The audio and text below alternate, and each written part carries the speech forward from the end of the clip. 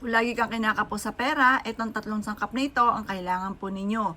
Basta sasabay nyo lalo ng sipag, tiyaga, at yan po ay walang imposible, makakamtan nyo ang inyong ninanais.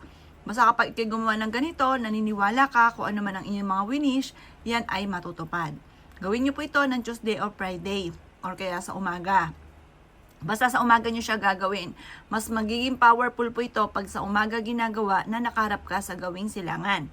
At tatlong sangkap na ito ay makakatulong upang sa ganon, ikaw po ay araw-araw or sunod-sunod ang blessing na darating.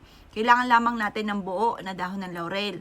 Ang dahon ng laurel for only wishes. At yan po ay labis-labis ang mga binibigay na blessing po niyan. Simple lang i-wish nyo, ang ibibigay niya ay grabing blessing. Ang asin naman, ay mabisang pang cleansing. Yan po ay perpektong sangkap ang tatlong ito upang sa ganon, ikaw po ay magsunod-sunod na ang swerteng darating na bumibili ka ng mga pangangailangan ninyo at mapapasin ninyo na hindi ka nauubusan ng pera. Lalo na ang bawang. Nakoy, subok na po ito. Napakaswerte lalo na sa pera.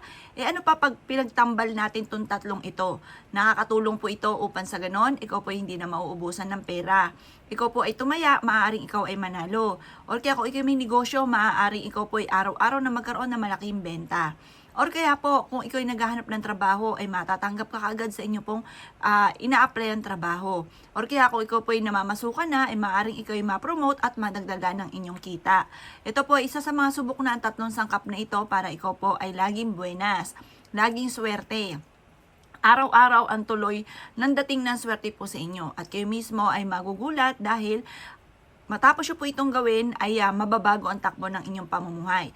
Basta pag ginawa nyo po ito, naka-mindset na po sa inyo na matutupad lahat ang inyong po mga pinapangarap. At yan nyo po itong ginagawa para kayo po ay maging matagumpay at mawala na ang mga kamalasan sa buhay ninyo. Ilagay nyo lamang po ito sa isang malinis na plastic at dadalhin nyo palagi kahit saan kayo magtungo at ang swerte nito ay susundan ka. Proven po ito mga bossing ko at napaka-epektibo rin ito na pantaboy ng mga toxic sa buhay natin. Kumbaga inaandito ng lahat-lahat, wala ka na ibang hahanapin pa sa pampaswerteng ito.